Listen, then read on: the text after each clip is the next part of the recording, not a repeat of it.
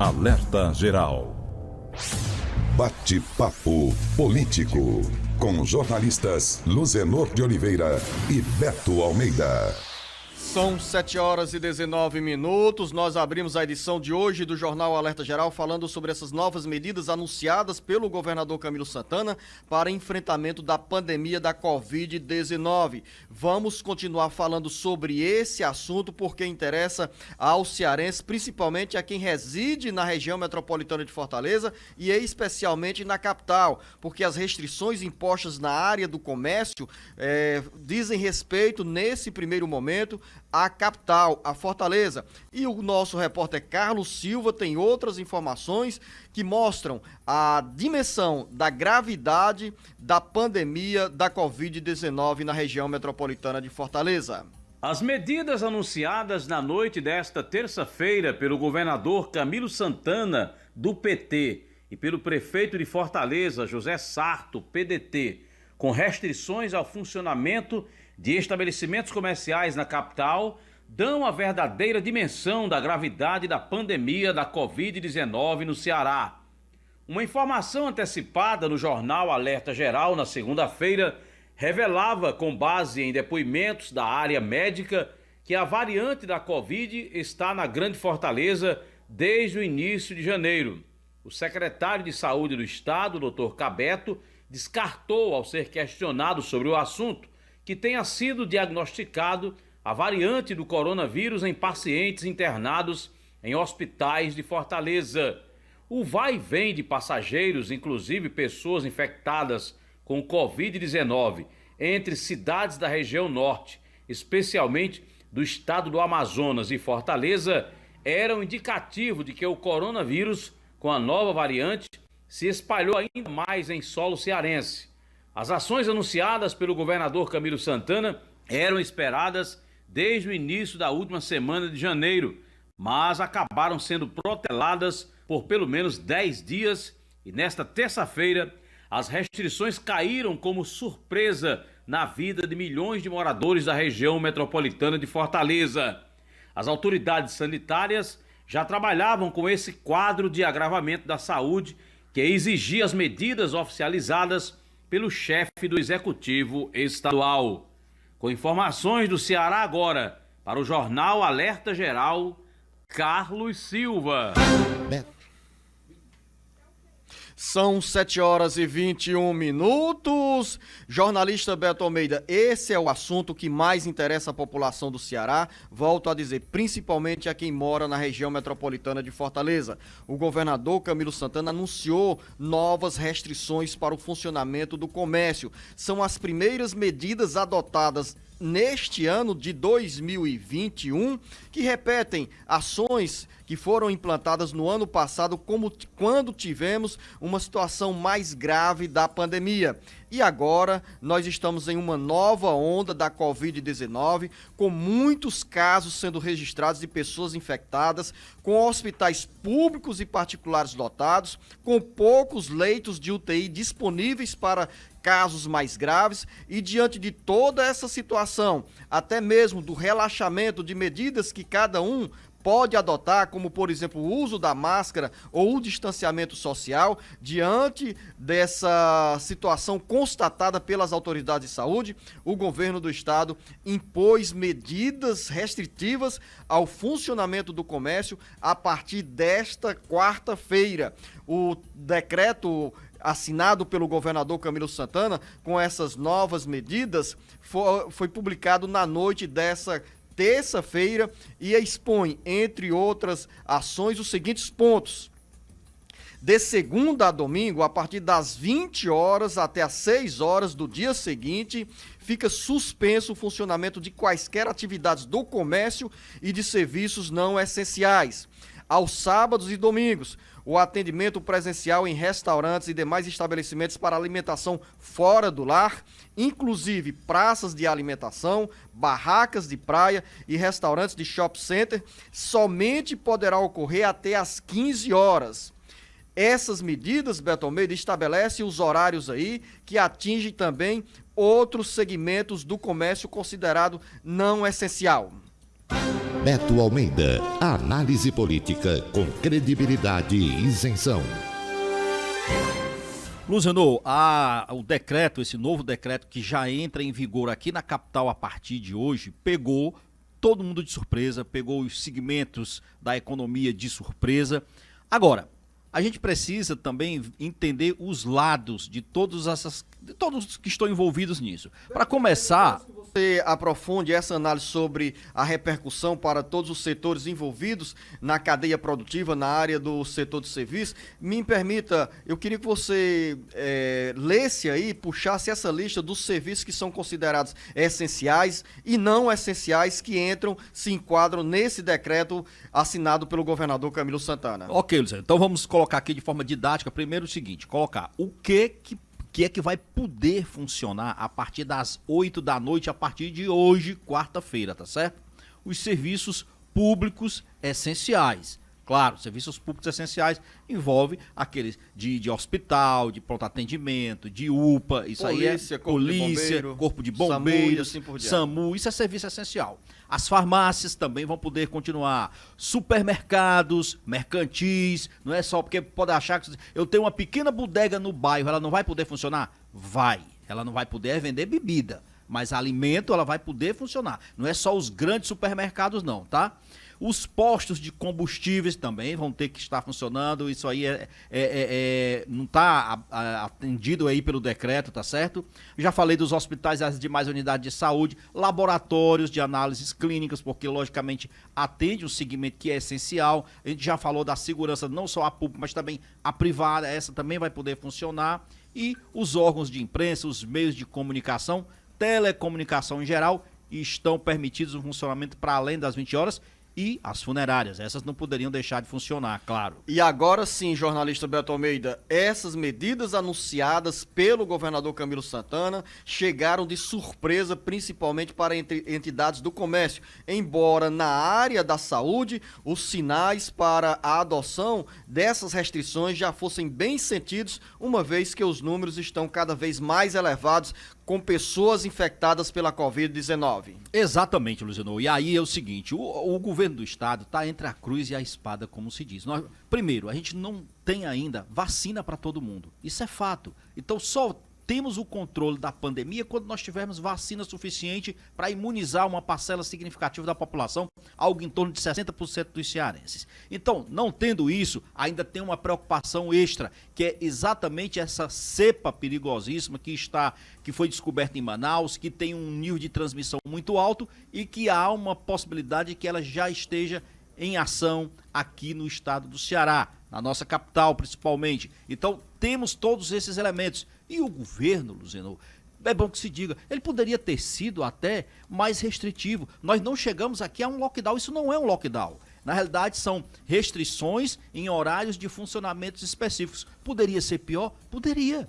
Nós poderíamos estar com todos esses serviços aqui, Luciano, literalmente parados. Aliás, o governador fez essa advertência. Se não houver uma melhora nesse quadro, isso significa a possibilidade real de virmos a ter decretado um lockdown, que é o que ninguém quer. Não quer o governo do estado, não quer o setor do comércio, da indústria, nem quer a população e nem cidadão nenhum. Mas para isso precisamos compreender esta necessidade. É algo duro, não tenha dúvida. O setor de bares e restaurantes, que é um dos mais afetados com essa medida, porque simplesmente eles só vão poder funcionar, Luciano, basicamente o quê? Na semana, aliás, até 20 horas, mas no final de semana, que é onde o movimento é mais intenso, nas barracas, nos restaurantes, nos shoppings, onde tem praças de alimentação, só vai poder funcionar até às 3 da tarde. Ou seja, basicamente para serviço de almoço. Depois disso, é apelar para o delivery. Então, a Abrazel soltou uma nota dura, fazendo críticas ao governo do estado, lamentando inclusive que a ocorrência que poderia vir a acontecer de fechamento de mais estabelecimentos e desemprego na área. E mais, ele questionou o governo de não ter, em paralelo a isso, oferecido nenhum tipo de incentivo financeiro ou de compensação financeira para este segmento. É uma realidade. O comércio também reagiu, mas reagiu menos duro do que a Abrazel. O comércio, por exemplo, o setor do comércio diz que É um segmento diferenciado que ele entende até que não seja o tipo de atividade comercial que induz a disseminar o vírus, mas, no entanto, compreende o seguinte, que ao comprimir o horário de funcionamento, muitas pessoas vão acabar, no entendimento deles, aglomerando, indo em busca desse serviço no curto espaço de tempo que tem para fazer isso, mas ainda assim entende a necessidade. Aí vem o outro setor, Luciano, que é a indústria. Esse, de certo modo, é menos afetado. Por que eu digo menos afetado, Luciano? Porque, na realidade, basicamente as indústrias elas funcionam mesmo no horário comercial.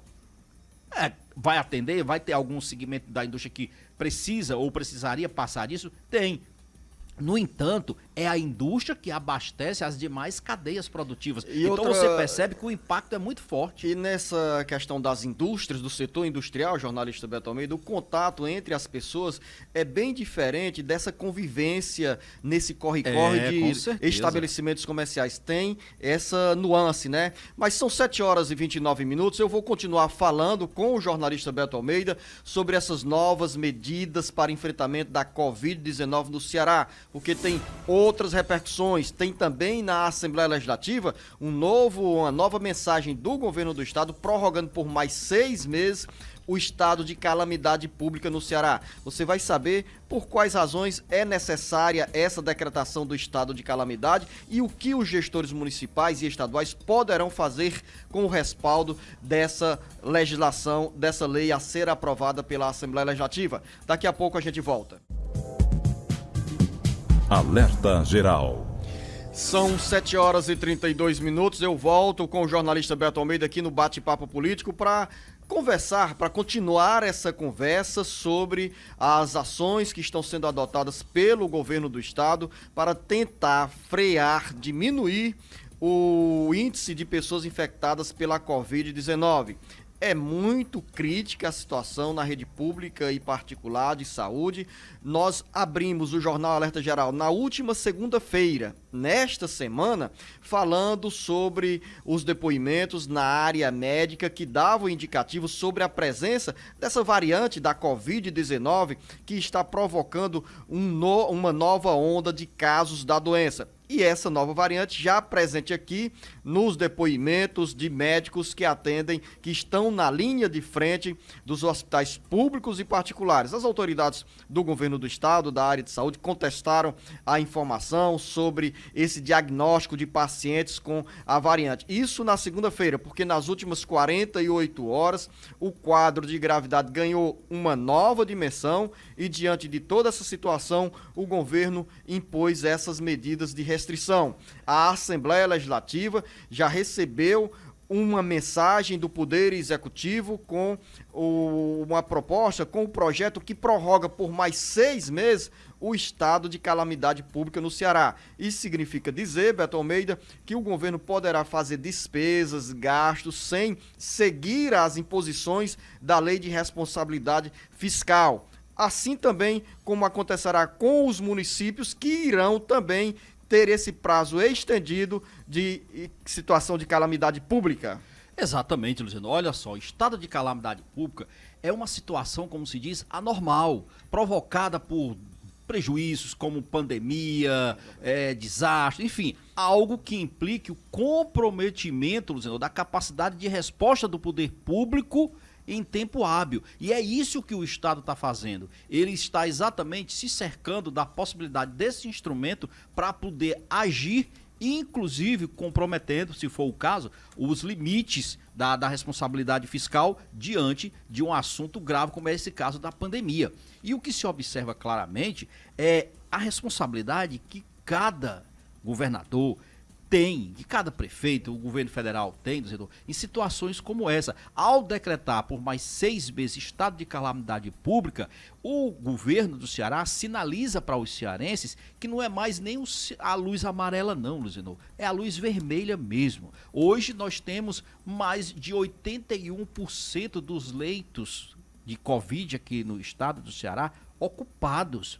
vai se aumentar mais para ver se chega mais a 900, a um total de 900 leitos, mas a rede privada, que é a chamada rede suplementar, já está abarrotada. E você sabe o que preocupa mais as autoridades sanitárias, Luciano? É que ficou para trás aquela história de que ele atendia, de que a pandemia e o coronavírus, ele afetava mais os idosos. Com essa segunda onda, ela está afetando exatamente jovens e o que a gente não imaginava, nossas crianças. Elas não estão mais imunes ao coronavírus. Elas não estão mais naquela situação de, mesmo contraindo o vírus, não apresentarem sintomas, serem assintomáticas. O doutor Cabeto disse ontem que ele não citou número. O doutor Cabeto é o secretário de Saúde do Estado do Ceará, embora sem citar números, mas ele reconheceu que há um aumento do número de casos de crianças infectadas e sendo atendidas na rede pública especializada aqui do Estado. E ele disse mais, disse que sim, e isso poderia estar relacionado com essa nova cepa lá do Amazonas, de Manaus. O governador Camilo Santana, Luciano, também está tomando cuidado de solicitar, por exemplo, a Agência Nacional, né, a Agência Nacional de Vigilância Sanitária, a Anvisa, mas também a que controla os aeroportos, para que haja um controle sobre os passageiros que desembarcam aqui no estado do Ceará, que todos eles sejam obrigados a apresentar, um exame que mostre que eles estão negativos para o vírus. O governo não tem poder de barrar, não cabe ao governo do estado, mas ele está acenando exatamente às autoridades federais para que isso seja feito, porque não adianta também o governador tomar todas essas medidas que são impopulares, que são duras, que exigem sacrifício de todos nós e simplesmente o governo federal deixar passar, chegando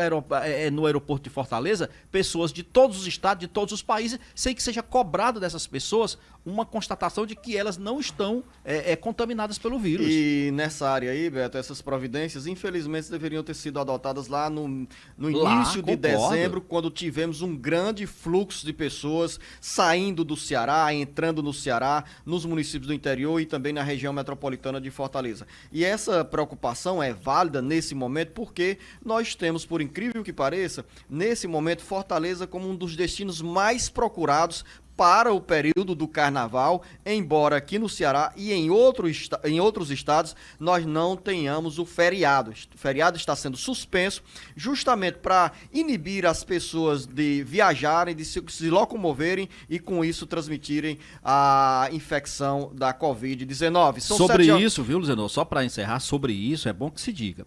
Sexta-feira agora, o governador Camilo Santana vai baixar normas específicas para o carnaval, estabelecendo o que vai estar proibido de funcionar, o que não vai ter. A dúvida agora, nesse momento, é saber, por exemplo, se as escolas estão, por exemplo, incluídas nessa questão da proibição de funcionamento, porque até então as escolas, inclusive as particulares, lógico, principalmente, tinham decidido o seguinte, que iriam funcionar no carnaval, exatamente até para inibir os pais com seus filhos de viajarem e passavam esses dias do feriado de carnaval lá para o meio do ano. Mas agora o quadro muda, então vamos aguardar o que vai vir nessas novas decisões de sexta-feira. São 7h38. O município de Coreaú, na região norte do Ceará, já tem também mais medidas de restrição no combate à pandemia. Carlos Alberto. A Prefeitura de Coreaú, na região norte do Ceará, determinou a adoção de medidas de isolamento social rígidas após aumento dos casos de confirmação de pacientes infectados com o novo coronavírus no último mês de janeiro. O endurecimento das regras e decisão de fechar estabelecimentos comerciais de serviços não essenciais foi informado por meio de decreto municipal. Conforme decreto publicado pela Prefeitura ontem, segunda-feira, o lockdown está previsto para durar até o próximo dia 11 de fevereiro. O isolamento rígido é voltado para todo o município. No entanto, há determinações ainda mais específicas para o distrito de Araquém, com o intuito de evitar disseminação da Covid-19 no restante da cidade. Na determinação do isolamento social rígido em Araquém, está prevista a proibição da circulação de pessoas em espaços e vias públicas, com a ressalva de situações como deslocamento para atendimento médico, para o trabalho e para serviços de entrega. Para o restante da cidade, foi feita a recomendação de suspender a circulação de pessoas. Com notícias de Coreaú, Carlos Alberto para o Jornal Alerta Geral. São 7h40. A área da saúde gera preocupação no município de Tauá, não especificamente em relação à pandemia, mas por conta de uma decisão da prefeitura que reduziu o número de consultas e médicos especialistas estão deixando de atender, como conta agora o correspondente Alverne Lacerda. O município de Tauá está perdendo 2 grandes médicos especialistas por razões meramente políticas. Trata-se dos doutores Pedro Lins, médico especialista em urologia e cirurgião. O segundo, seu irmão, médico doutor Valdenor Neves Feitosa Júnior. Ele é dermatologista e especialista em cirurgia de cabeça e pescoço. Como a prefeita de Tauá, doutora Patrícia, resolveu fazer com que os dois não continuem na medicina aqui em Tauá e nos Inhamuns. Ela encontrou uma fórmula simples: mexer no salário dos médicos. O doutor Pedro Lins tinha 100 consultas por mês. Ela reduziu para 15. O doutor Valdenor Júnior tinha 50 consultas, ela mandou reduzir para 10. Como cada consulta custa R$80, fica inviável para os 2 especialistas que moram em Fortaleza se deslocarem da capital para prestar serviço médico em Tauá. Por conta disso, a população vai perder 2 médicos de extraordinário talento. E comenta-se que um terceiro médico, um dos mais populares aqui de Tauá, um dos mais queridos, doutor Wilson Pedrosa, também seria a próxima vítima da política de Tauá e poderá ser demitido a qualquer momento desta mesma maneira. Alverne Lacerda, de Tauá, para o Alerta Geral. A Prefeitura de Tauá ainda não se pronunciou sobre essa situação dos médicos e especialistas que poderão deixar o município, e é pena que a cidade fique sem esses profissionais no momento em que há uma redução ainda maior do número de médicos à disposição do atendimento da população em função da pandemia da Covid-19. Nós vamos continuar com informações na área da região dos Inhamuns, porque o Ministério do Desenvolvimento Regional determinou a mudança no poço de captação de água para abastecer comunidades e municípios da região dos Inhamuns. Você lembra da história da água salobra trazida aqui também pelo Alverne Lacerda, que moradores de comunidades rurais de Tauá estavam consumindo água salobra captada em Aiuaba. Essa situação mudou porque o Ministério do Desenvolvimento Regional adotou medidas. Agora as informações com Carlos Alberto. O ministro do Desenvolvimento Regional, Rogério Marinho, determinou a troca imediata do manancial que abastece os carros-pipas de Tauá. A medida foi anunciada nesta terça-feira pelo deputado federal Domingos Neto, que ao lado da mãe, prefeita de Tauá, Patrícia Aguiar, do presidente regional do PSD, Domingos Filho, participou de audiência com o ministro em Brasília e com o secretário nacional da Defesa Civil, Alexandre Lucas.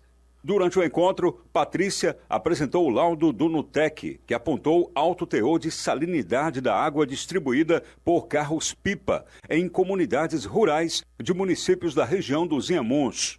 A denúncia da distribuição da água salobra foi veiculada no jornal Alerta Geral em reportagem do correspondente Alverne Lacerda e provocou a ida de uma comissão da 10ª Região Militar ao município de Tauá.